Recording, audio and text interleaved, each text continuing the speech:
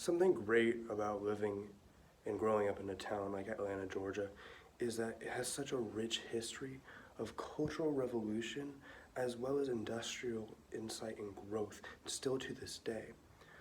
So, with that, I wanted to examine a painting that's on display in the High Museum in Atlanta, Georgia.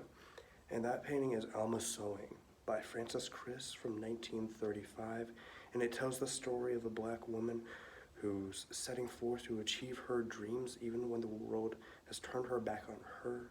She has turned her back on the world, but she is determined in her own success. And that's what Frances Criss tells us through his artwork. Frances Criss is able to demonstrate the power of women, the power of African American women in a changing society through Alma Sewing. We're able to see this through Alma herself in the painting, what she's working on and the materials she uses, and the colors throughout it, as well as a nod to the painter himself. First, I want to talk about Alma herself. As she works keenly on her project, her eyes move unwavering, and although she may take joy and pride in what she's working on, her face remains still and focused on what it is she is working on.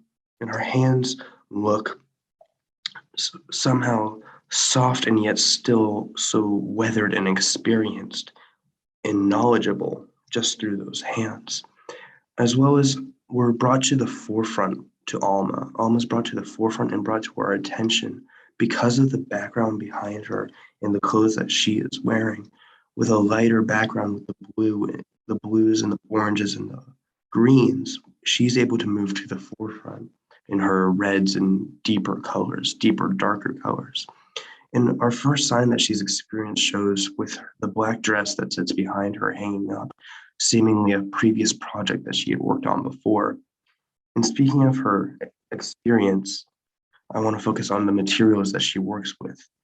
On the left, we see the mannequin, which has been used before as a piece of red fabric sits on it, which may have been a previous project or something that she plans to incorporate in this project or a future project. As well as the sewing machine itself, it seems older and yet still valuable to her because she knows what she's doing with it. As she works on the white and orange cloth that sit on her table, she knows what she is doing and it shows. As also sitting next to her are scissors, a pencil, and something to measure all of her materials with, so she knows that her measurements are accurate and ensuring that whoever ordered this garment is able to fully get what they want done properly, correctly, and beautifully. And finally, I want to talk about this. This is Frances Criss himself, the painter, sitting above in the lamp that reflects above Alma, almost seeing himself as a reflection of Alma and putting himself in Alma's spot, Alma's place, which is interesting given the time period in which he painted this in the 1930s, that he, an English-born painter, would compare himself to the seamstress, the African-American woman seamstress. But it's like this struggle and the melding of realities as he sees himself also as an experienced worker, hard at work, knowing what he is doing and creating something new with it, just as Alma is below him. Yes.